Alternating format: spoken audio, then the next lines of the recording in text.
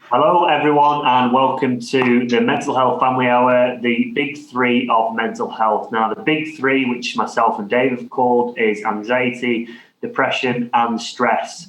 So, welcome to the episode. We hope you take away some key points from it that can help you, your colleagues, your friends. So, please do share this afterwards because we are going to share the recorded version as well.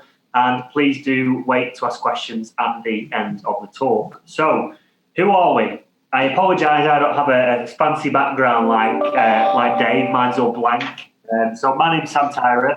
I'm the founder of a service called Change Talks. And Change Talks is basically an early intervention and prevention educational service where I go into schools, colleges, universities with the key aim to prevent mental health problems. And as you can tell, I also work in the NHS, so I am prevention and engagement lead for Lancashire and South Cumbria Foundation Trust. So that's just a very quick whistle-stop tour of who I am. Cool. And who I am Dave Cottrell. This is my channel that we're actually presenting on, hence why I have all the fancy lights and stuff in the background. 6 months ago, literally 6 months ago today, I started streaming with the intent to actually build up a channel around mental health on Twitch. And that, on top of all the other stuff that I normally do for the last 6 months, that is, I think COVID's actually provided the platform for me to do that, because normally before that, me and Sam would go into schools, we'd go and do talks, I'd go and give talks to businesses, I'd be seeing people one-to-one or doing seminars, and I didn't have the time to do anything like this. But now, ever since me and Sam ran the Mental Health Family Hour together, I now stream doing a mental health drop-in chat every Tuesday from 10 a.m. till 4 p.m. and every Sunday night from 7 p.m. till 10 p.m. And we're building up basically an online community through this very channel to do that. And also on top of that, I'm a father of two. In fact, actually, since we updated these slides, my fabulous colleague here is now also a father of one, aren't you, Sam? Yeah, I should have said that at the start. I also got married 10 days before lockdown as well. So. Dave is also a podcaster. It's called Mindset by Dave. Is that no? Correct? It's called Master the Mind, Master Anything. Absolutely. Yeah. Everything else about me is called Mindset by Dave, but that one. Dave is normally the interviewer, and I've been on Dave's podcast a couple of times where he interviews me. But for these webinars and for Dave's sort of expansive knowledge, I tend to interview Dave, and I give my input here and there, because something that we should say at the start is myself and Dave have both struggled with our mental health in the past, and don't get me wrong, occasionally we still do as well. I've struggled with anxiety, depression, stress as well. I get stressed about coming to talk in front of a camera, because I still, no matter how many times I've done it, I still struggle. And then Dave's had his own experiences too. So, shall we start, Dave? Yeah, absolutely. So stress. Stress, yes. And I know that with this current situation, especially with coronavirus, everything that we've seen on the media, people that are losing their jobs, we can all feel really, really stressed about a variety of different things at the moment. So, Dave, can you explain exactly to people watching what exactly is stress? Okay, so the reason we actually call this particular talk the big three isn't because they are the biggest three of impact. It's because they're the biggest three in terms of number of cases. So we do absolutely 100% recognise that things like borderline personality and bipolar disorder, which I personally have, are huge things within the mental health industry and within life in general. But the reason we start with stress is because this is the aspect of mental health that absolutely every single one of us faces.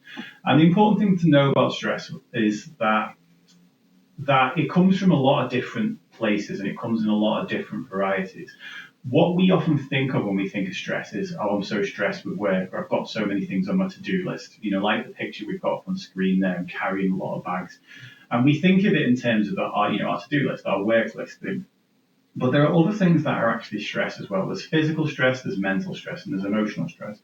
So what we're talking about in the traditional aspect of stress is mental stress, or the workload, the task list, which can feel like it's coming from absolutely every angle at all times. The second one being physical. Now, physical stress, any illness is a physical stress. Exposure to hot or cold, to the extreme hot or cold, is a physical stress. And too little or too much food in your diet is a physical stress, because any stress is basically something that your body needs to adapt to return to something called homeostasis. Homeostasis is just the normal range that your body likes to live in. And so there's those physical stress as well, being exposed to pollutants and things like that, physical stress. Alcohol, drug abuse, all of those physical stress, and even injury and illness. And then emotional stress is our relationships with, whether that's a romantic relationship with a partner, or whether that's our relationship with children, or whether it's a relationship with friends, or even nowadays our relationships as a broader term to everyone that we are interacting and communicating with via social media. Even if that is just a Twitter argument, that is you end up in a small microcosm of a relationship with that person, and these can be a providing source of emotional stress. And how, Dave, so you mentioned the different types of stress, and just related to the current situation, how have these types of stress been impacted through coronavirus? Okay, so as well as having the three types of stress, there's kind of three stages of stress. And basically that is the stress coming in, how we perceive and hold that stress, and what we do to remove it. So the stress is coming in, and COVID has changed all three of those things. So the stress is coming in. We have the uncertainty nowadays. We're both in Lancashire, and literally it's been talked this morning about local lockdowns coming into place.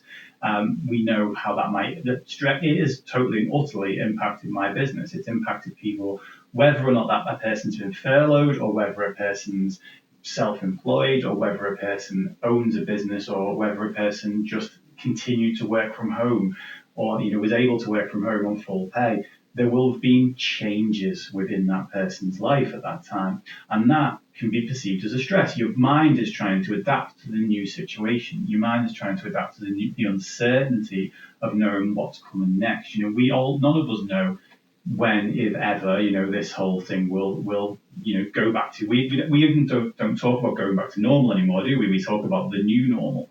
And that is a source, that is an additional way in which the stress going in has changed. As for the way we perceive it, there's a lot of societal pressure right now to live kind of one of two ways. And either it is, we listen to and we follow all the rules, basically.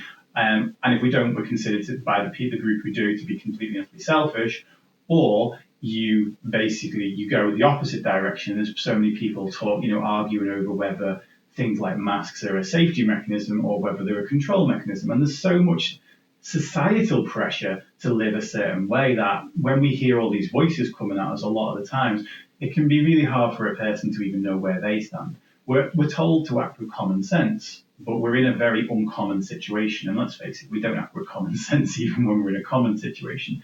So that's a way in which the way we hold on to the stress is handled, because we've got all these different ideas of how we should, and I hate the word should, but how we should be living our lives through this. There'll be people out there that saying you should use this as a time to completely cut back, to chill out, to get rid of the things from your life that don't serve you, and really reconnect with yourself. That's cool. That's going to work for some people. Other people are saying you should be using this time to double down on the things that you said that you didn't have the time to learn in the past, and you should be working harder, trying harder, achieving more. And again, the reason I don't like the word should is because you're telling another person what is right for them, rather than asking and listening to that person. And the thing is, when we are getting told these things, we can feel pulled in two different directions, which again is a massive source of stress. And finally is how we remove it. The ways in which we remove stress are all changed. Many people out there don't even realize how they're removing stress. Some people who've never really experienced stress to a high level before may have just exercised their entire life. They've been in the gym their entire life, and as a result, going to the gym has been a stress reliever for them. And now the gym got took away from them, and obviously most places have got it back now. But still, that type of self-care was taken away from a person. Spending time with friends and family, again, is an often very overlooked stress reliever. It can be a stressful experience depending on your family situations. And that actually, is a bit of a side note there. People who have got stressful situations with their families they are now thrust into the situation where they're around those people 24 hours a day. If a child or a spouse was being abused at home and work or school was the way that they actually escaped from that, even if it was just for 7 hours of the day, that person's now around it. So there's just we all say the whole, well, not all of us, but a lot of people say we're all in the same boat. And it's like, we're really not. We're all going through the same storm, but we're all in different boats. We all some people are stuck in a boat with an abusive parent or an abusive partner. Some people are stuck in a boat with no income source whatsoever. And other people are stuck in a boat with a fair load income source or a job that's protected or they've got whatever. We're all going through the same storm, but we're all going through it in a different way. And that's the whole thing is, I think with stress, we really need to acknowledge right now that, yeah, everyone's experience with it is a little bit different. And we need to kind of listen to people and we need to let people express themselves and validate the fact that if someone tells you that this is a problem for me, accept that that is a problem for them, even if it's not a problem for you. And do you think that people, especially in this current situation, are inflicting more stress on themselves because they are getting worked up about other people's behaviours? For example, when I started going out shopping, for example, and I was wearing a mask and other people weren't wearing masks, I get really frustrated about that. And sometimes it'll play in my mind afterwards where actually I probably was making myself more stressed, but actually there's some things that we can't control. And how would you advise people that are getting stressed out by other people's behaviours, which many people will? Yeah, I mean that's like we could talk about for an hour on that. I think that came up a lot on our Q&A, didn't it? On the Q&A at the end of COVID, well, not at the end of COVID, when we were kind of 6 months in, it's not at the end yet. But we talked about the things that had been causing people stress, and one of the biggest things that came back was other people's behaviour.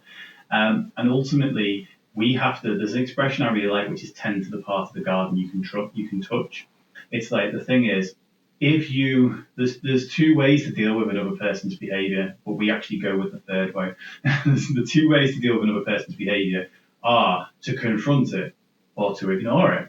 Right. So if you're going to confront it, and you're going to, which people do on social media, people confront it. But the thing is, we're not changing people's hearts and minds here. If someone goes on social media and says, you're so effing selfish, you're such a beep, beep, beep, whatever, just wear an effing mask and all the rest of it. If that person hadn't decided to wear a mask up until this point, they're not going to be convinced to do so right now. In fact, all they're actually going to do is listen to you less, maybe even reply in a way that kind of tells you that you're a sheep or control, and we end up in these just big, huge fights.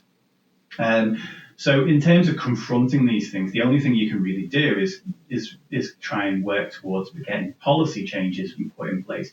But really, when we do confront, we sit there in a situation where we cause more stress a lot of the times because we go into an argument and instead of trying to educate and trying to empathise and understand, we go in with the goal to win. And when your goal is to win, it's like, well, winning just means that you've got one over on the other person. And when that's our goal, we'll fight in those goals. We'll get defensive. If we're going to win, we'll get defensive. And the other person's in that situation to win as well. So the other side of it is ignoring it. Now, the ignoring it side of things is what you want. When we've talked about grudges in the past, I've often used the Gandhi quote of holding a grudge is like holding poison in your mouth that is intended for other people. That's the same like when we actually just hold on to something. This is the way most situations go. If that person bothers you, but you do nothing about it, the feelings you've got inside you actually want them to feel those feelings so that maybe they might actually, in your eyes, grow a conscience or whatever it might be. But we throw words around like that person's being selfish, that person's being this, and we create an entire situation. Now, if you think that you're surrounded by selfish people, it's a completely different story. It's like if you tell yourself every day I'm surrounded by selfish people, you're going to see that. If you tell yourself every day the world's a terrible place, you're going to see that. And these things do contribute to our stress. So instead, it's a case of, right, if you're not going to confront it, let it go. You're not gonna, when you sit there and kind of like roll your eyes at the person that's the opposite side of the gym and taught or whatever it might be. And I say this as someone who's completely and utterly guilty of it. I don't want to go into, actually, I'll go into a very quick, I'll try and make this story quick because I know we've got a lot to get through. But recently I went away, and I was on a plane, basically, the person in front of me, first of all, the one row of people that weren't wearing the mask on the plane, but the people in front of me, there's like 10, 11-ish-year-old kid playing his phone, like music, absolutely full volume, and it really, really irritated me. And basically, I sat there stewing in it for a little while. And the more I stewed in it, when I finally spoke to his dad, we nearly had an argument because I said to the guy's dad, I'm like, Evans, excuse me, do you think the rest of the plane want to hear your son's music? And I asked it in a kind of reasonably sarcastic, rhetorical question. Well, that flared him up, obviously, and he started getting in my face about how rude I was and he was like, ask me again in 5 minutes, and this time ask me nicely. And I thought, you know what, I can do that. I can literally kind of capitulate to what this guy wants, even though he's calling me rude and not seeing the fact that him and his son are disturbing like every row around them by playing like dance music at the top volume of the phone. And again, this is down to how I think the world should be run. That's often what we do, is we project our ideas of how we think the world should be run. The person that we're actually talking to thinks completely differently to us. So that person, as I say, him and his family were sat there, no masks on. He was obviously sat there with the music on. If one of my kids had actually started playing music on that like that, because of my view of the world, I'd have been like, no chance, get that off or put your headphones on. Whereas this guy obviously doesn't really see that as a problem. So if I actually address him and say, this is a problem for me, he's not necessarily going to automatically see it the way that I see it. And that's the whole issue here. So what I ended up doing is I put my own headphones on and I've, put some instrumental music on, got my book out, and, spent 2 hours on the plane just doing what I could to make my environment more comfortable, rather than expecting anybody else to do something for me. And that's the only thing we can really do, unfortunately, is because if you go and approach a person who's not wearing a mask and say to them, you should be wearing a mask, or if you approach a person that walks in, too close to you and you say you should be socially distancing, that person, if they're not, you might find the odd one in a million that'll go, actually, I just forgot, but the vast majority of the time, that person's spent as much time thinking about the fact that they don't want to wear a mask as you thought about the fact that you wish they did. Yeah. Does that answer your question? I think really emphasising on focusing on what you control, what you can control, and trying to let go of what you can't, because we can't control the people's behaviours. No. So really focus on your own, and with that's something that I've been working on myself to ensure that I don't get mad by what other people are doing. So I just focus on what I am. So Dave, just to move on, could you explain what the barbell analogy is to people, please? Yeah, the barbell analogy is quite simply. I might tell it in terms of a boiling point instead, because normally I put this as a barbell when we're talking to like a more kind of fitness oriented crowd, and I don't know who we're talking to today, but like we've all boiled some water at some point in our life. Now we know that if you boil some water, when it's basically when it's starting from scratch, you pour it out the cold tap and you put it on the hob. And you put the gas on full and away you go. It takes ages, obviously, and a lot of times it takes less time for it to actually boil. Obviously, if you pre-boil it in the kettle and then you pour the readily boiling water in it, that water's not boiling as when you pour it in, but as soon as you put that gas on, it takes about 10 seconds to go. Now, often what we are not realising is we'll beat ourselves up about the fact that one last thing made us tip over the edge. Like on that picture that's on the screen right now, she's putting the little cricket ball on top of the bag, all the bags she's carrying, and it makes us drop them all. And what we do is we beat ourselves up about the fact that we can't handle it. It could be the fact that your kids have decided to not go to bed on time, especially now that the schools are back open and everything. My kids obviously they're both teenagers, so I just let them have whatever bedtime they wanted to, over the summer, and now the schools are back open again. It's right, back to 10:30. It's a shock to the system. Now let's say more often than not, especially with parents, we'll get to the end of the day, we've had all the stresses, we've already been pre-boiled through the course of the day, and then when our spouse or when our kids when the kids are a little bit arsy with us when we tell them to go and clean their room or whatever it might be, you then snap at that person. And what we do then is we go off and beat ourselves up and you know what, I'm such a terrible dad, I'm such a terrible mum, I'm such a terrible wife, whatever. I can't believe I snapped on them over that. That that shouldn't have made me snap. And this is the thing, that didn't make you snap. That was the point at which you were already boiling over, and that was the last degree that went in. It's not that your boiling point is lower, it's the fact that everything else throughout the course of your day had brought you closer to that boiling point. It's not that you can't handle one thing, it's that you can't handle one more thing on top of an already heavy load, which is kind of where we talk about it with a barbell. It's like, you put the plates on and then you get to a point where you can't lift anymore. If you put 1 extra kilo on that, it's not that you can't handle a kilo, it's that you can't handle 1 more kilo. Before I do want to ask you there, how do we manage that then? Before it gets to that point, but I don't really put the point on stress as a path to growth. I don't. Yeah, very quickly. This isn't in the presentation, but it's a good point to talk about. Because you've just mentioned dealing with it beforehand, we very rarely deal with our stress relief as a preemptive strike. People go, I'm so stressed, now I need to do something. It's like painkillers. You take painkillers once you've got a headache. People, I think, need to actually do a little bit more kind of upfront. We talk about that with the takeout menu on the next slide, actually, but doing a little bit more upfront, actually dealing with your stress relief before you get to that boiling point. But if you do find yourself getting to that boiling point, the biggest piece of advice I would give you is you don't need to turn the temperature up even more by beating yourself up. It's totally and utterly understandable that you boiled over, even if it seemed like something small. It's not. It's something small in combination with a bunch of other things. And you're human. You can do anything, but you can't do everything. Could you just touch on, Dave, as well, in regards to stress, how we use that to grow as an individual? If we had no stress at all, then we wouldn't grow. Yeah, so I suppose that's usually where I carry on with weightlifting analogies. If you think about a muscle, we'll go with the legs. If you sit on the couch forever and you don't use your legs, then the muscles in your legs atrophy. They go, we're not needed, therefore we'll shrink. At the same time, if you put a big load of weights on your back and you squat for infinity reps, if you just keep on squatting over and over and over again, there'll come a point where you actually cause more damage than what you're trying to build up.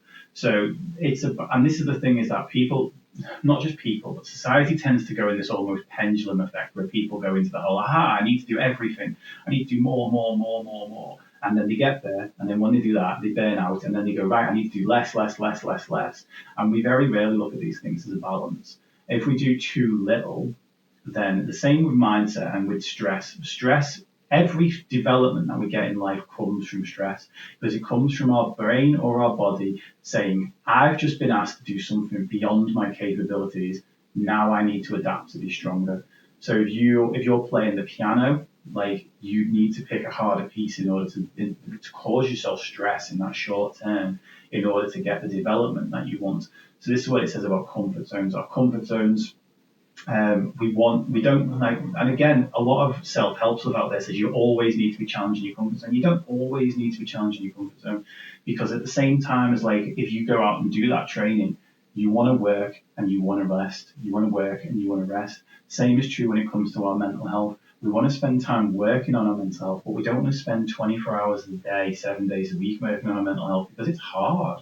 It's tough. If a person's coming from anxiety or coming from depression, it's super hard. But what tends to happen is that if you're not working on it 100% of the time, people feel like they're not doing enough. It's like you are. You need the combination of work and rest. You can't just, think of it like breathing. You can't just breathe in the whole time. You have to breathe out. And so this all will fit nicely now, because you've touched on sort of anxiety and depression as well. There are certain things that we do to cope with these. Dave has called them slingshots and boomerangs. It's such a fantastic way of describing them. So, when we are stressed, or when you're stressed, whoever's tuned into this, you may have a certain coping mechanism to deal with these stresses, to deal with your anxiety or negative thoughts. For many people, it's things like alcohol, drugs. For some individuals, it's different forms of self-harming, including cutting. But there are many positive things that we can do. And the way that Dave describes it with slingshots and boomerangs, I think it really shows on, what these different coping mechanisms do for you. So, Dave, can you explain what are the slingshots and boomerangs, please? Yes, 100%. I've actually got props since the last time we talked as well. I've had the boomerang for like 2 years, but I've got the slingshot this year. We'll start with boomerangs. A boomerang, as it says on the screen there, short-term reward, long-term trouble. That sounds a little bit dramatic, doesn't it? Basically, a boomerang is anything that gives you a positive in the short term, only to then come whipping back. So if you think about a boomerang in real life, you throw it forward, and then it comes whipping back. So the thing that you're doing now, it starts with a positive. Every single bad habit in this world gives you something positive.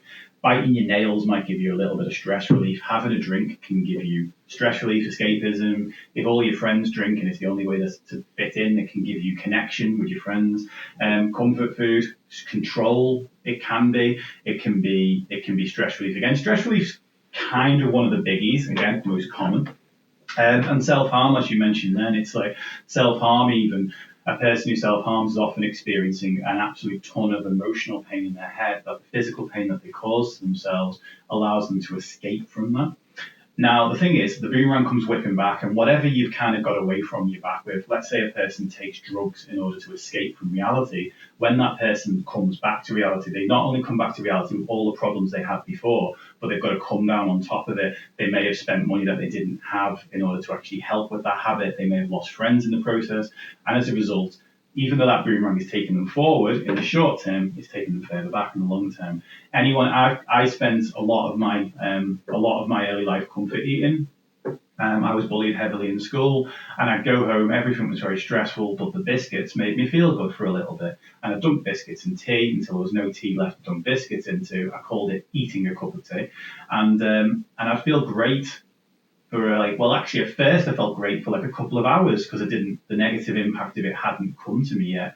But over time, I started putting on more and more weight, and I started feeling more and more resentful to myself for doing it. So I basically do that. I get the immediate comfort from the food, but then all my problems were still there, and now I had a layer of self-loathing on top of it. Credit cards, credit cards. One, you feel like you're a bit skint, so you go and put some money on your credit card. That's weird. I've got a credit card sat here as well. That was unintentional. I've got a Tesco Club card there as well, but that's nothing. That's not a boomerang.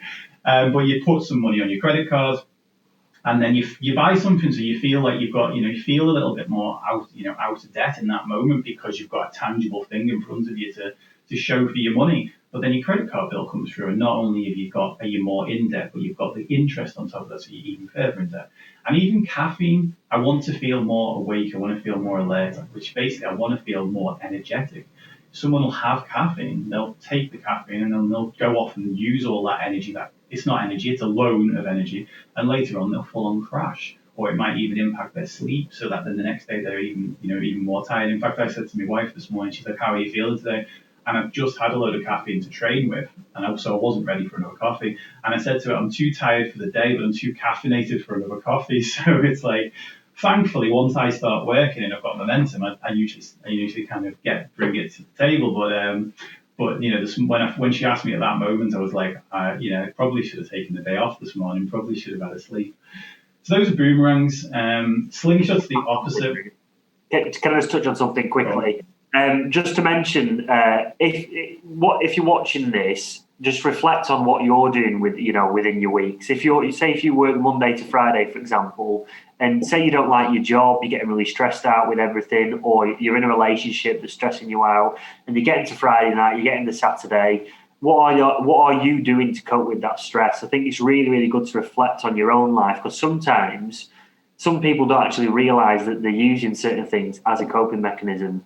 Are you getting to Friday night and thinking, "Oh, I need a bottle of wine," or are you thinking, "Oh, I need to buy a new dress or a new watch?" I think it's really good to reflect on that.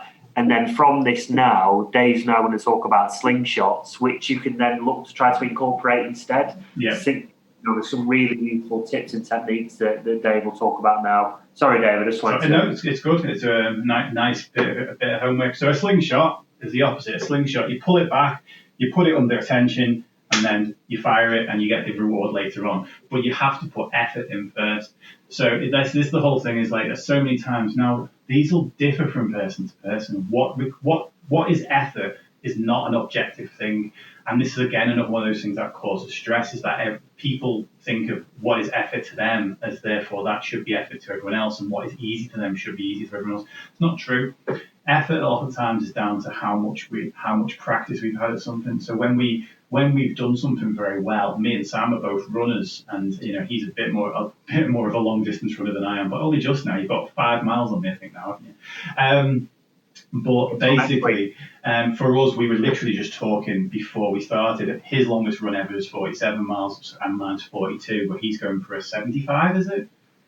Yeah, nearly 75. Yeah, he's going for a 75 one soon. And we were talking about how it's relative. Like, to me now, the idea of me running even a 10K or even a 5K at one point was ludicrous. It was never going to happen. But now, because I've run marathons and I've run my first ultra marathon, now a short race for me would be a half marathon, which used to be the longest thing I'd ever done. And it's all relative. So to someone who is just starting out, let's say your slingshot is, I'm gonna go and prep me food for the week so I'm not tempted to snack. Now, someone who's prepped their food a million times, it's not a slingshot for them, it's quite easy. Whereas someone who's just doing it for the first time, actually, the idea of getting all that stuff ready at the same time, taking half your Sunday out to do it, it'll take longer when you first do it as well, so it will be more effort. Getting to the gym for the first time, going back to school since there was a time off, like a long period off, going back to the office for the first time. These, even though they're things that you once did, these might be slingshots now because the effort you've got to put in for them is quite hard. Now, the reason I like to remind people about these is because the effort is first and then the reward comes later. We are totally and utterly geared for instant gratification. But just like we beat ourselves up when we boil over on the stress levels, we also beat ourselves up when things are hard for us. So when something's difficult for us, we basically try and blame ourselves. I've got this poem, you can find it on YouTube if you look up my channel, it's called You Are Not Weak. And basically the main line of it is, you are not weak, the journey is just difficult. Because when you look at yourself as weak, then you tell yourself, I can't do this. Or even you ask yourself, why can't I do this? What's wrong with me? You'll ask yourself those type of questions. And it's not that there's anything wrong with you, it's just the thing that you're trying to do is difficult. It is subjectively difficult to your position in context with where you are right now. That doesn't mean it's going to be difficult forever. It just means it's difficult right now, and that's okay. Because when we face difficulties, we often think, well, John down the road finds it dead easy to do this. Why can't I? What's wrong with me? And now suddenly all your momentum's gone. You were finding it hard before, but when we talk to ourselves like that, we find ourselves even less motivated, even lower momentum, so that we don't actually want to do the thing at all. And this is the whole thing with, with these slingshots, is that it's going to be hard first, it's going to be uncomfortable first, and it's supposed to be. In fact, again, to go back to the running analogy, I said to Sam earlier, I said one of the biggest changes in me now with long distance running is when it gets hard and my brain goes, this is really difficult, I go, yeah, it's supposed to be. And that makes it so much easier. It's like, okay, it's supposed to be hard, that's normal, and I run further. Whereas before it used to be, this is hard, and this is hard meant stop. We need to teach ourselves that this is hard means it's supposed to be difficult, because anything we're fighting for, anything we're trying for is difficult. It is a challenge. It's a challenge to change your habits. It's a challenge to change your behaviours. And so if you're finding it challenging, good, you're supposed to. But you will get this long-term reward off it. It's like an investment. It's the opposite of the credit card. You put the money away, you don't have it now, but you have savings for your future. You go to bed early now, you lose a bit of time, but you gain a lot of energy the next day. You prep your food on a Sunday, you lose a bit of time there, but then you actually first of all save a ton of money because you're not buying things from grab and go and stuff like that. But you also stay on point with your diet or you're trying to achieve, or you get to the gym or you go out for that run and you feel the benefit afterwards. Your mental health feels better afterwards, your clarity's there afterwards, you feel so much more accomplished for the rest of the day, even though that you've got to expend that initial effort. Yeah, and it's like as well, the examples that I give when I'm within schools is, for example, when they come up to the GCSEs, they can either go home after school and decide to go on social media or the Xbox that's going to give them gratification, or they can decide to put in the study every single night, which will pay dividends in the future. It's all about delayed gratification versus instant gratification. So it's something that I really try and push within schools as well. Yeah. So, learn an instrument, journal writing, all these type of things can really, really help you and propel you forward. So let's move on, Dave. Or do you want to talk about the take-out menu? I'll briefly do the take-out menu. I'll be quick, I promise. So, by the way, our mental health family hour is always hour-ish. We just like to give more value, but basically the take-out menu, I call my to-do list take-out menus now. The reason being is because on a to-do list, you're not happy until it's all done. Now, if you imagine, I'm asking you, what I would like to do, Sam's already set you a piece of homework, which is to analyse your boomerangs. What I would like you to do is I want you to write a list of things that could be potential stress relievers for you. So write a list of, having a bath. I'm not going to make too many suggestions. The reason being is that if I make the suggestions, you're primed to kind of reject them. Whereas if you make the suggestions, you're primed to accept them. So I'm doing you a favour by not writing the list for you. But what I suggest to people is I suggest people to be curious and write things on there that might work. So prime example of that, when I did this with a bunch of clients, I started using face masks. I honestly thought face masks were the most ridiculous thing on the face of the planet, couldn't understand why anyone would do them. And then, I'm like, Dave, you're always telling your clients to be curious. You should try one of those. So I'm like, okay, practice what you preach. Did it, love it. I love putting a face mask on, having a bit of yoga music, reading my book. And that's the whole thing. Is like if I'd not tried that, I'd have never put it on the list. So I get people to write the list, and I'll get people to write that list with 10 things on it, 20 things on it, 30 things on it. It doesn't matter because it's a list of ideas for when you find yourself stressed or when you find yourself wanting to actually de-stress proactively. And that's why I call it a takeout menu, because with a takeout menu, we don't look at it the same as a to-do list. If you look at that list and say, there's 30 things on there, I've got to do all 30 of them before my stress is gone. Nah, I think I'll just be stressed because the list itself becomes stressful. With a takeout menu, we don't get Abracadabra's menu out, look at it and go, oh my God, there's 300 items on this list. I've got to eat all of them before I've had my dinner. We go, actually, I'll have a lamb shish, I'll have some doner meat, and I'll have a side of chips or a side salad, whatever it might be. We pick a few items and then we go. And that's why I like people to look at their stress relieving list as a takeout menu. You get that list out when you're feeling stressed and you go, what do I fancy? As opposed to, I've got to do all of that. Maybe not. Perfect. Not going to contribute to anything with that. So we'll move on to depression now. Do you think it's a good idea, Dave, for us maybe to talk about our own experiences first, about how we felt when we were struggling, or just to really... Yeah, go for it. You go first, because I've done loads of talking already.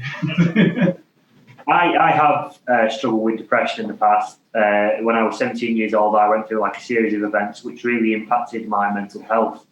I think it tended to get worse and worse because the males in my family are sort of very stiff upper lip, get on with it type people. And no disrespect to them, love them to bits, but I felt like it was really hard to talk, so I never did.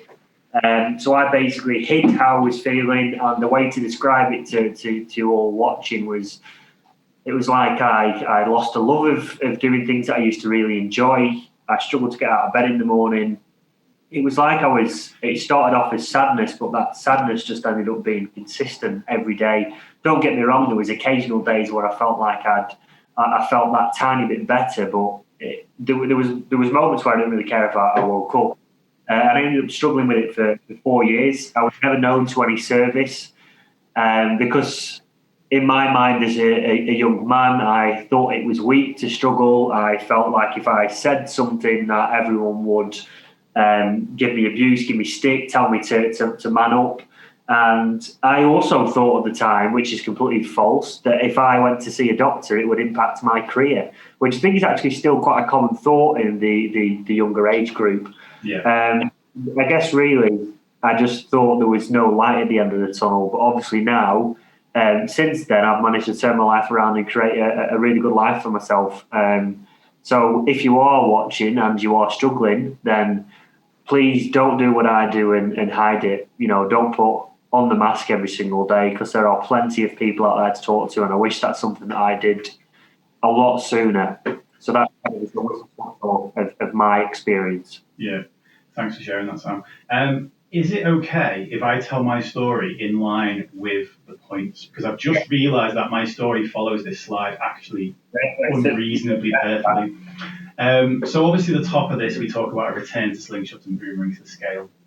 And what the scale is like, this is going to be an oversimplification, but if you imagine a person, you imagine like, extreme happiness at one end of the scale, extreme depression towards the other end of the scale. Boomerangs take us towards happiness for a brief period, and then over time take us closer towards depression, or closer towards the opposite end of the scale, whatever that scale might be for you. Whereas slingshots take us towards depression, maybe, or towards difficulty for a moment before then taking us towards our happiness or our goals or accomplishments towards the end. But what tends to happen is people don't analyze this, is they basically upgrade their boomerangs over time. So for me, my boomerangs when I was a teenager, where I was being bullied in school, so my boomerangs became food. It was biscuits and Doritos and 2-litre bottles of Tango. Not Tango, Tango, lemon Tango, that stuff was amazing. Yeah, and that.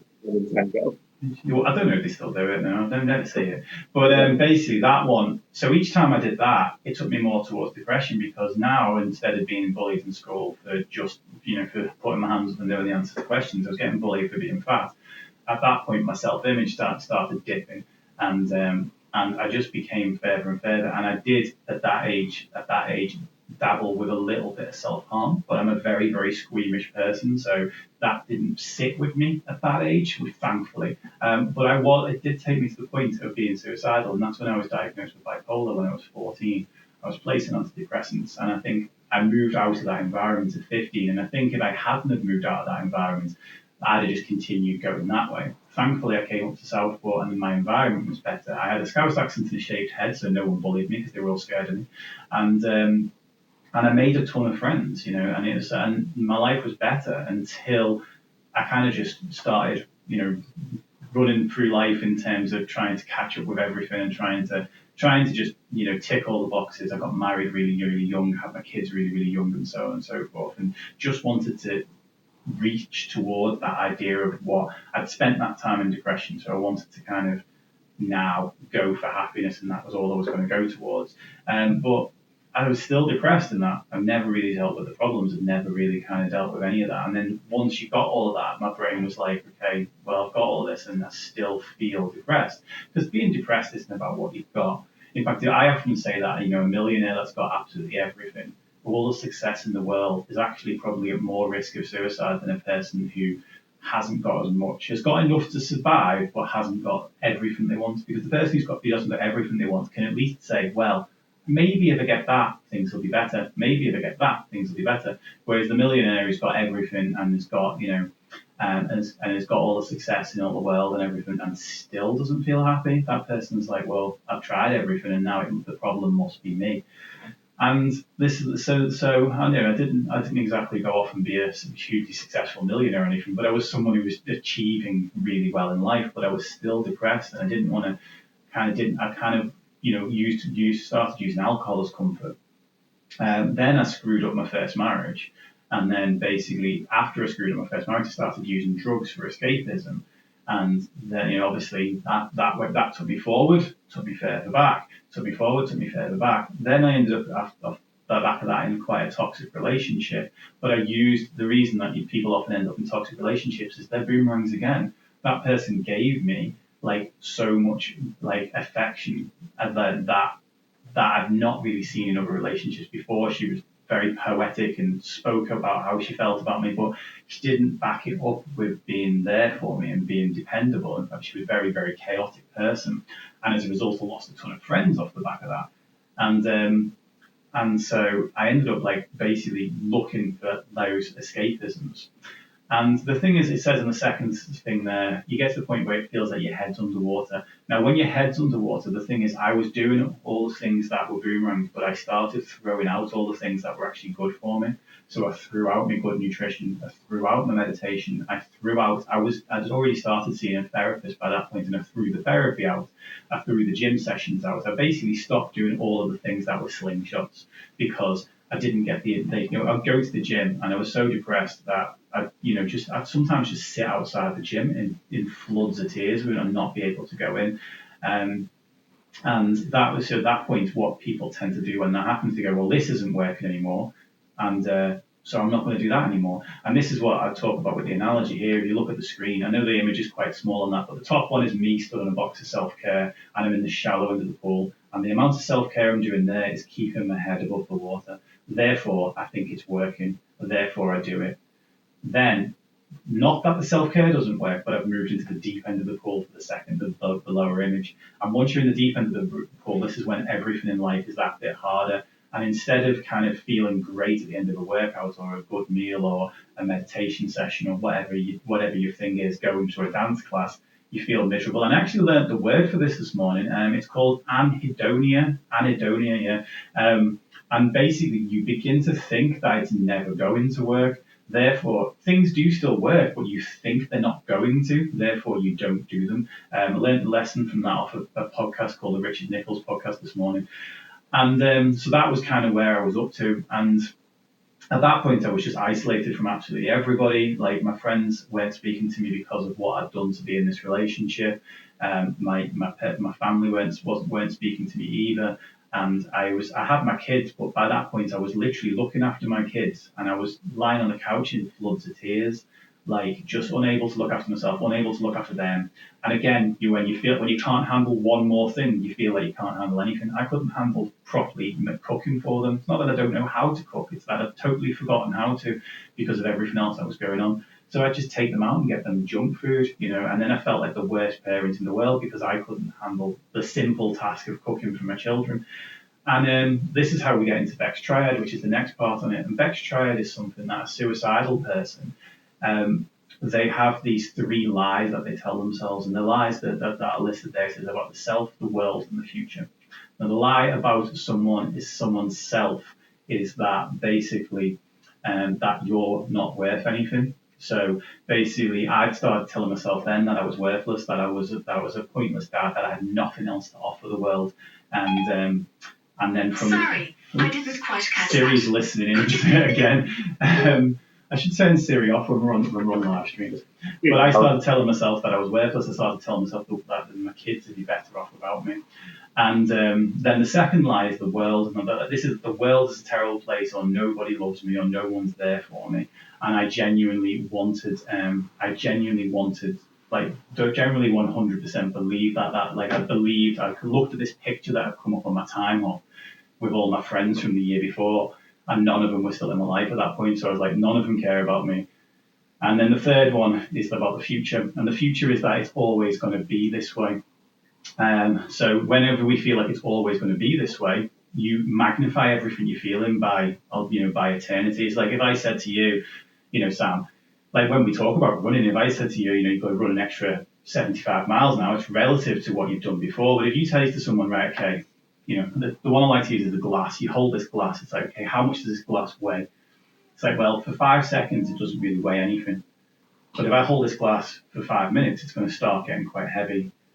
If I hold it for 5 hours, it's going to be extremely heavy. And if I were to try and hold this for 5 days, I'm probably never using that arm again. There's no way I could probably even hold that for 5 days. Now, if a person's feeling all this about themselves and the world, and then on top of that they go, and it's always going to be like this, then that person now suddenly you magnify absolutely everything that they actually say. That actually everything that they're feeling is 100% magnified. So basically, that's something called Beck's Triad, and it's something that often people feel when they are suicidal. And for me, that is exactly what happened. I felt I was worthless. I felt like my kids could do better. I felt like no one loved me. I felt like no one even cared about me. No one would be cared if I was gone, and I felt like it was always going to be like that. And 11 years ago in August, I actually tried to take my own life.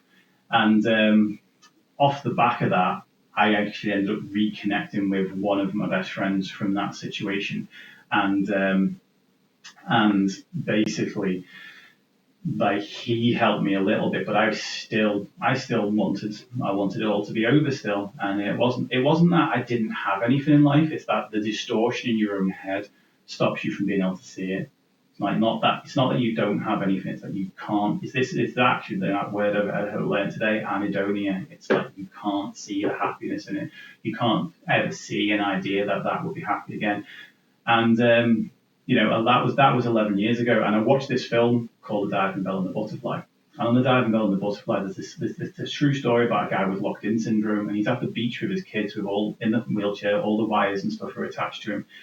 And all he can do is watch. He can't do anything. But he learned to blink to communicate, and he'd written a book with one of the nurses by using blinks. And he said at that moment that I realised that even a shadow, even a sliver of a dad is still a dad. And that line rocked me to my very core. And basically, for the last 11 years, I basically started becoming the man that my kids deserve, rather than making space for him to arrive. And I started becoming a man that other people wanted to be around. I started being, finally became a man that I wanted to be around. And this is why I think it fits in really nicely with the slides, the way we've done it. And probably unconsciously when I've written this slide, I've had this story in the back of my mind. But the thing is that depression chips away at us in the wrong direction. It chips away at us by taking a little piece from us, a little piece from us, a little piece from us, and we often don't basically realize that it's chipping away as it's happening. And that's the thing, is that the same is true when it comes to actually getting your life back, or getting yourself out of depression, or getting help. Is that you have to start chipping away in the right direction. And the same thing there, like with a slingshot, you don't realise immediately that it's happening. You realise it looking back. I wrote a post for World Suicide Prevention Day last week, which was 11 things that I've done since I thought I had nothing left to give the world. And it's like I genuinely, not 99%, I 100% believe I had nothing left to give the world. And I've spent 11 years, disproving that now. And it's hard to understand unless you've been there, but you do see the world in a completely different way than what the normal you would.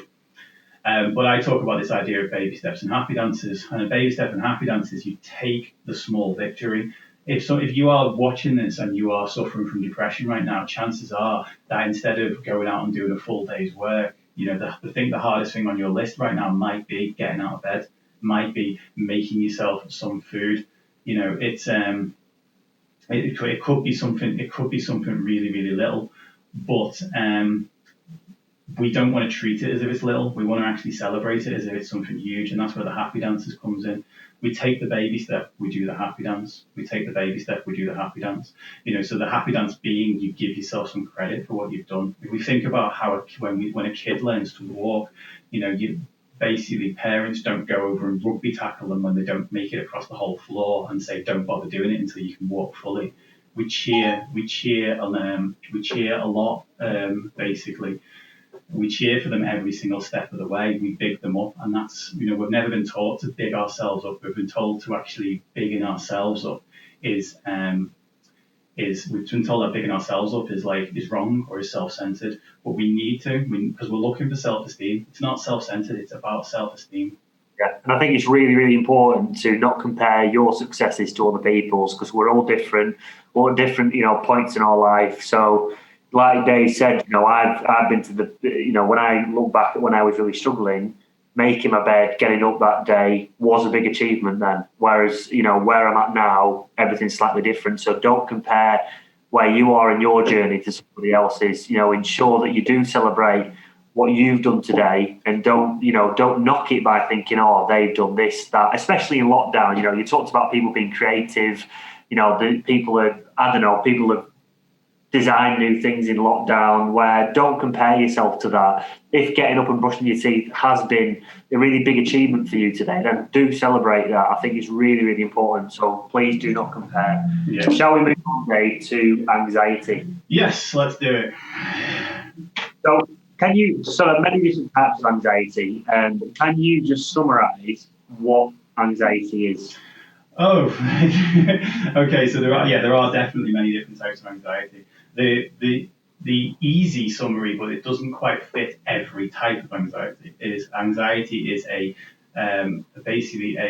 physical and mental reaction to perceived future problems. So anxiety is not just your mind going your mind going 100 miles a minute. It is things. There are physiological reactions to it as well.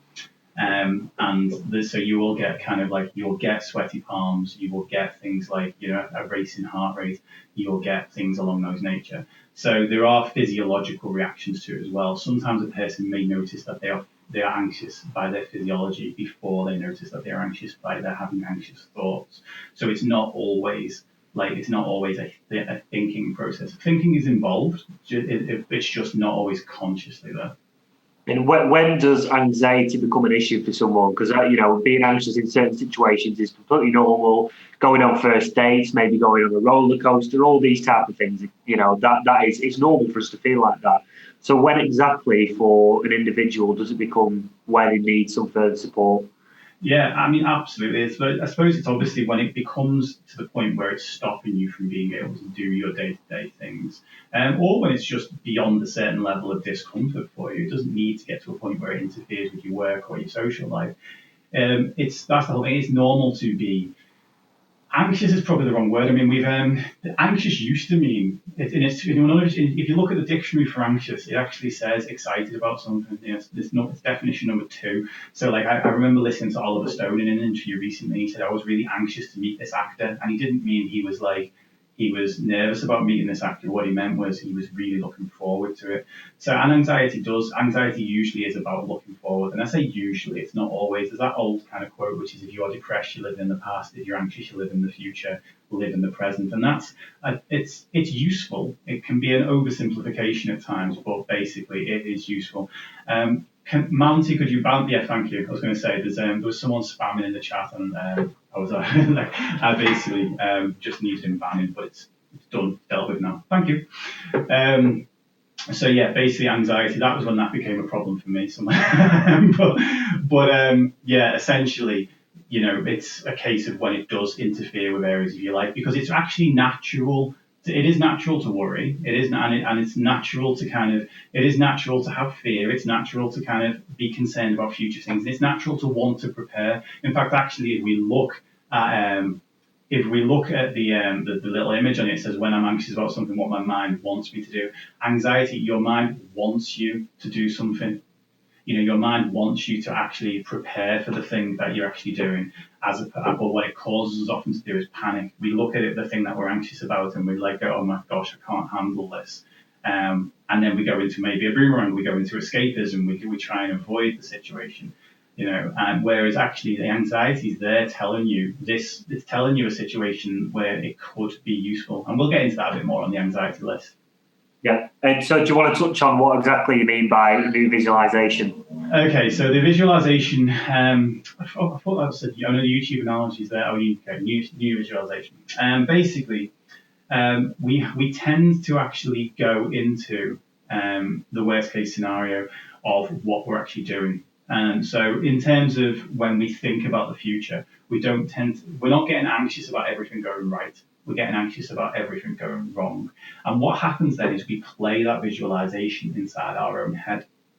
And when we see that visualization, we begin to feel how we would feel if we turned up and that situation happened, which then causes the anxiety. So if you think about a future job interview and the idea of sitting there and your palms are sweaty and vomit on your sweater already, mon spaghetti. I can't say palms are sweaty without going into Eminem.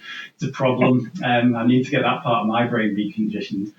But basically, we end up actually causing that to happen in the moment that we're in now. So if you think about something that would cause anxiety in the future, you invite the anxiety into right now. The new visualization is actually it was a visualization that I wrote for this particular situation, this particular slide, this particular presentation. And what it is basically that I want, each person, as you're watching right now, just think of something that you want to achieve. Like whatever it is, like whether that is a new relationship, whether that is a new job, whether that's a performance in the gym or in your favorite sport. And I want you to actually sit there and I want you to imagine that happening to the best possible outcome. So actually close your eyes inside your own mind, see what you would see if everything was going well. And as you see what you would see, so like the people around you, or like maybe your own reflection in the mirror, whatever it might be, whatever you're seeing, just see that as if you're looking through your own two eyes, and then begin to hear what other people would say, or what sounds are going on around you. If you're just giving a great presentation, it could be a round of applause. If you're out giving the performance of your lifetime as a singer, it could be the sound of your voice being super perfect and clear. It could, whatever it is, or it could just be your own voice in your own head telling yourself, well done. Telling yourself, this is good. I'm proud of myself for doing this. And as you see what you would see in that situation, and as you would hear what you would hear in that situation, right now you probably actually automatically will feel accomplished. You will feel like you're achieving something. You will feel positively drawn towards that experience. And that's it. We're very trained to do, and we'll get into this with the YouTube analogy, but we're very trained to go down the route of seeing the worst case scenario. But even just that, what we've just done now is we've sat there and we've talked and we've spent a couple of minutes just thinking about it going in the best possible way. And with that, you will have had different emotions. So we can actually cause ourselves to feel different emotions. Do you think that many people utilise that strategy or not? Only once they've been taught it. Even then, not so much. Yeah. This is actually one of my big causes of frustration. Is people is not using it, and I don't always use them myself either. I have to remind myself to use it. But it's one of those things that we tend to, as human beings, like go around the familiar patterns that get us to the same familiar outcomes, even if those outcomes are uncomfortable, rather than trying the new thing. And it's a difficult one, but no one's taught this. This is why I've put this into our presentations going forward for schools, because I'm hoping when we do it in schools to get a person in the room to give me a real example. Because when you talk it through on a real example, I've just had to use reasonably general terms. But if you're sitting there yourself, whatever it is, try and describe it as best as you possibly can to yourself. Like if whatever your goal is, try and specifically how that goal would be if you were achieving it. You know specifically how you would like to achieve it. But it can feel very, very good. Yeah. Well, I was thinking of racing, so I'm every time we do this, Dave, I get really pumped up for it. Yeah, I know. I wasn't thinking of anything this time around. Normally, whenever I talk with people through visualizations, I end up doing them myself. But I wasn't. I think I was just too busy actually doing this one. I think it's a really good technique. I've used this myself through conversations with you, and it does really, really work. So the anxiety list, Dave, what do you mean by this? Okay, so the anxiety list is often our anxieties are around things that either are completely and utterly unrealistic, again, are things that are out of our control, or the things that we're not prepared to do anything about. But we're anxious because we've got so many things on the list, so it's like, so I actually get a person to write down what they are actually anxious about. And now this might sound like it causes a bit of anxiety, and it is a little bit of a slingshot. It does cause you to be a little bit anxious when you're actually writing them down, because the first thing you're going to do is you're going to be confronted with all the things that are making you anxious. But I want you to look at that list, and I want you to actually honestly say what on this list is realistic and what isn't. Because I have genuinely had situations where people have thought that, whilst they're in the middle of school, ninjas are going to come in through the window and kidnap them. Like a person was actually anxious about that. Now it's your imagination can be extremely overactive, but that thing is a real anxiety to you. Then what we do when we see it on the list is actually then we start normalizing, and what we do is remove from that list everything that's unrealistic. And now we're left with a list of just things that could actually happen. Remember, your anxiety is there for a reason. It wants you to prepare. So basically, if it's not ever going to happen, your brain can go, actually, I don't need to allocate any space to that, because I don't need to prepare for that, because actually it's not going to happen. It's not your conscious mind, the human part of your brain, that's making you anxious. The more kind of, primordial versions of part of your brain, it's the more kind of chimp part of your brain that's actually doing that. It's a great book called The Chimp Paradox. I've talked about this quite a lot. And then once we've got that down to that list, what we do then is we put it down even further. So what we do is we look at it and go, okay, honestly, which one of these things am I actually going to do something about? So let's just say you are anxious about your upcoming job interview, and you're thinking to yourself, right, okay, I could do with a haircut, I could do with a new suit, I could do with preparing these answers to this, I could do with this, I could do that. I'm anxious that I'll turn, and what you're actually really saying is, I'm anxious that I'll turn up and my hair won't look good, I'm anxious that I'll turn up and my suit won't look good, I'm anxious that, and we sit there and say, okay, of all of these ones, which ones am I actually going to do anything about? And you might actually decide that, you know what, you're going to do everything about all of them except for the new suit, because you know your existing suit's okay enough, but you know that you, whatever it might be, or you might decide, actually, I'm not going to prepare for the question where they say, well, tell me a funny story about your life, because those are the type of questions in job interviews that throw people off, apparently. I'm not going to prepare for that. So you're actually then saying, okay, well, I'm now going to, by saying that I'm not going to prepare for it again, I can now clear it from my mind. And then you're left with a list of just likely things that you are going to do something about. And then the thing after that is do something about it. So it's like, I know that sounds like an oversimplification. And again, it often is. This is why I like to talk people through these things one at a time. But I've had it with clients and we sit down and the list can be like 1/3 the size. Now, even that in itself, that you should see the difference on a person's face when they get to it and they go, actually, I'm only really anxious about these things. Okay, I can do that. And we look at it, we take that list one step at a time, and then you've now got less things to be anxious about. We are quite avoidant people, really. So when we tend to have a lot of things on our anxiety list, not, the ones that are there that we're going to do something about, they're there because when we are overly anxious, we don't feel up to doing things. So we avoid the thing that we're trying to do. And as a result, that list gets quite big over time. And with that whole expression, my brain has too many tabs open, when you feel like you've got a lot of things to be anxious about, that in itself, you look at your phone and your phone's got 52 unread messages on it, that's quite anxiety inducing, right? If you've got 52 undealt with tasks in your head, it's quite anxiety inducing task, to think that. If you can get that down to 6 things in your head, or even just 15 things in your head, whatever, it's going to be, you're going to feel a lot less anxious about all the things you're anxious about. Yeah. And now I'm just going to let you carry on straight into the YouTube because I'm conscious of time, you see. Okay, where are we on time? Okay, we've gone a little bit over. So the YouTube analogy, basically our brains work a lot like the YouTube algorithm, or more importantly, the YouTube algorithm works a lot like our brains because, our brains came first. The YouTube analogy, ultimately, the way it works is it learns what you like. And it learns what you like based on what you spend the most time watching. So you could absolutely 100% hate cat videos, but you leave them on because you just can't turn them off. You could hate them, but the YouTube algorithm only works off, it doesn't only work off, but it primarily works off what you spend the most time watching.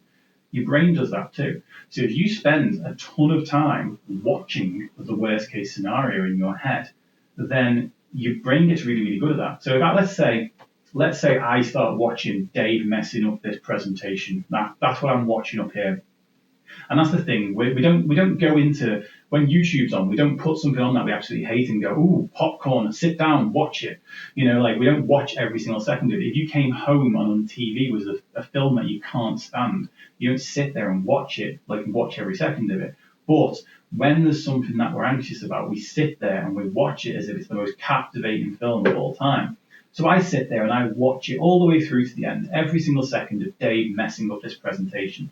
First of all, watching that puts me in the frame of mind of messing up the presentation, which makes me feel nervous. When I feel nervous, I mess up presentations more. So it becomes a bit of a self-fulfilling prophecy. But the algorithm up here learns, Dave likes watching messing up during a presentation. So let's now, up next, that time that Dave made an absolute prat of himself in high school while giving a presentation. And it'll start playing. You'll start finding yourself with all these random memories of all the times that you've messed up or done something wrong. And you'll just find yourself plagued with them. And that's the whole thing, is that the algorithm up there has trained itself over time that you like. Even though you don't like it, you just spend a lot of time doing it, watching the negative stuff. And you like seeing the worst case scenarios. So therefore, it's just and it'll give you even suggested videos, like, here's you potentially messing up your speech at your wedding. Here's you potentially doing, it's like, it'll just give you all of these different things and you'll end up being even more and more anxious. You have to think it is like watching a movie up here. When we watch a horror movie, we get scared. When we watch a comedy, we laugh. When we watch a romantic comedy, we might cry a little bit. when we watch things up here, it does impact our feelings. So what we want to do is, as it says here, active versus passive visualizations.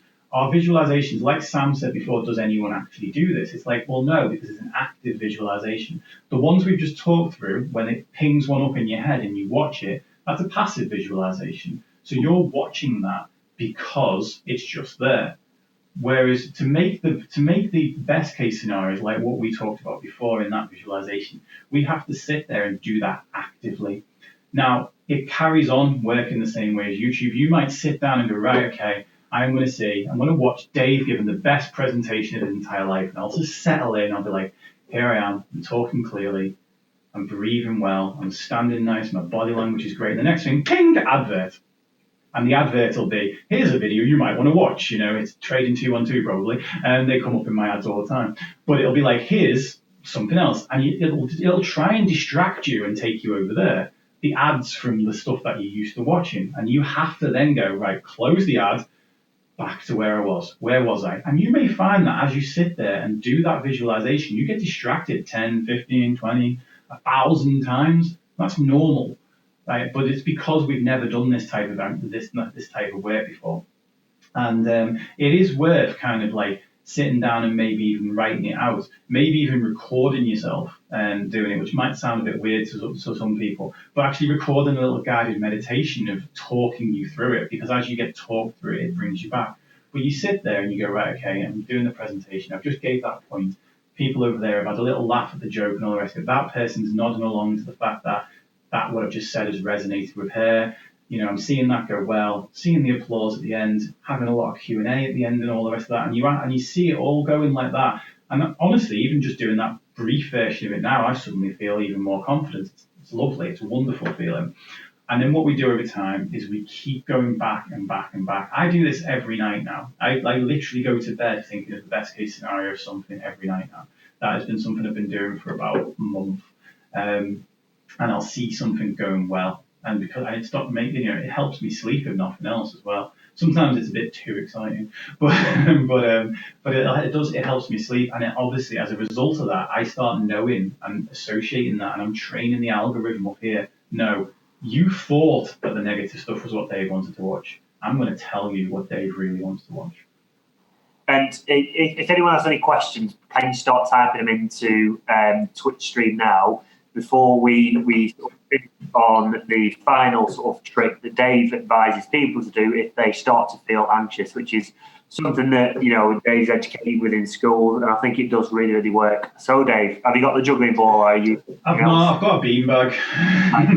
I'm gonna have to. I won't be able to hear you for a sec because if I stand up, I lose the thing. I'll try and move the microphone up as well so you can actually hear me.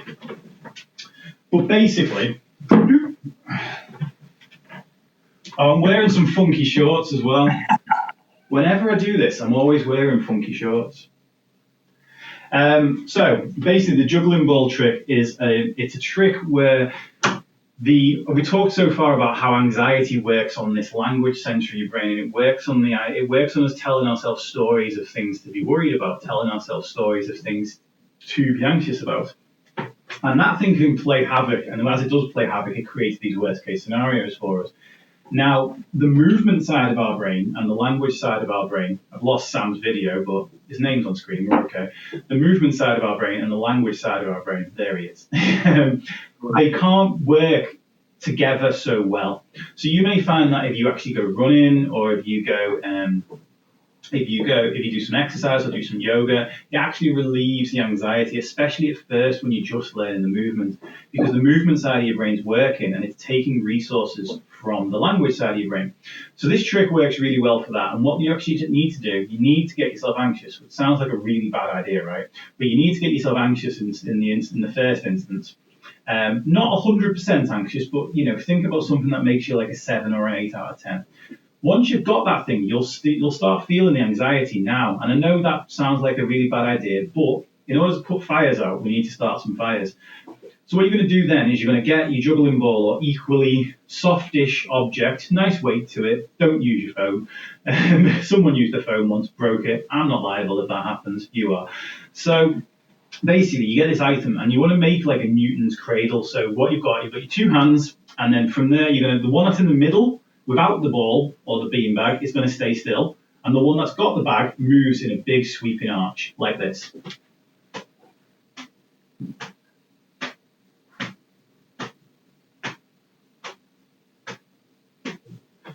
Okay, so basically what's going to happen is over time, probably about 30 seconds, that will actually slow that chatter down inside your head and you'll find yourself less anxious.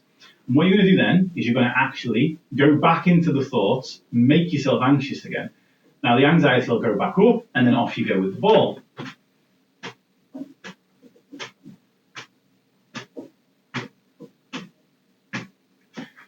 So basically, again, that'll bring the anxiety down even more. And I can come back down now because I've demonstrated that enough. But basically, that'll drop the anxiety down even more. Now, it'll vary from person to person how many times you need to do that. However, it's usually between about 2 and 7. What actually happens is each time that you do it, the anxiety will come a little bit lower. Each time you go back to trying to make yourself anxious again, it won't go quite as high. So instead of going to 7 out of 10, 8 out of 10, the second time around it might go to 6. And then when it drops, it might come to a 2. And then the next time it might go to a 4. And when it drops, it comes to a 1. Once you've done it enough times, I've seen this work with people where we stand there and go, right, okay, now think about that thing. And I can talk them through a visualization to the same extent as what we did before about the very thing that was making them anxious. It just doesn't make them anxious anymore. Doesn't switch off anxiety forever, but it teaches you that it is possible to actually break it down, and that changes a hell of a lot of things. I use this myself whenever I get anxious now. I don't have to use it very often. The last time I had to use it was 10 minutes before a presentation because the speaker before me basically gave about 60% of my presentation as his, and I had to rewrite mine on the fly. And it worked an absolute treat. And I got up and gave, in fact, actually the organizer of the actual talk turned around and said to me about how much I've come on as a speaker and like how I give the best talk of the day. And I think basically they're just by showing up calm as opposed to being anxious about the fact that if I was anxious about the fact that his stuff was the same as mine, then that had caused, you know what it's like when you're anxious, you get that sort of brain fog, don't you? And it's like, that wouldn't be useful for me to write a new speech, would it? So I basically got myself into this mental clarity from doing this by bringing the anxiety down. Then I turned up as someone who was able to be present and able to have a conversation. Brilliant. Right. Well, just to go on to the next slide, it says additional topics that we work with. These topics we have talked about on the Mental Health Family Hour. So if you type Mental Health Family Hour in on YouTube, that will come up with Dave's channel, and we've basically done 14 webinars now, 15 webinars, something like that. So you can watch us talk about these different topics here. And then on the next slide after that, if you want to find out more, Dave's put all of his Instagram, Twitter, Facebook. Basically, just type in Master the Mind, Master Anything, or Mindset by Dave, and you'll be able to find Dave's work there. If you want to contact me, I'm on Twitter, change_talks, or sam.tyrer, Tyrer, at lancashire.nhs.uk if you want to reach out to me. Is there any questions, Dave? Because I'm conscious that you've run quite... There is not. There was someone earlier called Foot Fromage who put 53 messages in, but I think they were just a troll. Which does happen. It's funny actually. Last time that Sam was here, that we've not had trolls while you've been here before, have you? But a lot's changed on Twitch since the last time you and I did a talk. But yeah, we've not. There's no questions in there. I know Mounty and Tiny. I don't know if Tiny's still on there, but Mounty might be in there. Mounty, if you've got any questions, please let us know. Most of them have got, in fact, all of the ones that come from my audience will have got direct ways to get in touch with me anyway if they do have any questions afterwards. Right. But yeah, if you are new here, what I'll say, if you come over here from the Lancaster links, if you do, I do this drop-in service every Tuesday at 10 a.m. till 4 p.m. and I do a mental health chat drop-in service 7 p.m. till 10 p.m. every Sunday. This Sunday in particular, I actually have a person talking about the link between men's mental health and men's infertility. So, awesome. Yeah, I've not dealt with that topic yet because I don't know anything about it. So I've got a specialist coming on this Sunday. And if you are interested in that, then hit that follow button, and you can follow the channel. It's completely utterly free. You get basically whenever I go live, you can come and watch. Brilliant, perfect. Thank you very much for tuning in. I hope you've taken a lot away from this. We could talk for hours on these topics. It's there's a lot more that we could delve into, but that's kind of just a whistle-stop tour on what we've called the big three. So thank you very much for tuning in, and stay safe throughout all of this really difficult and strange time. And I'll look forward to hopefully meeting some of you all in the future. Awesome. Thanks for joining us. Yeah. Catch you soon.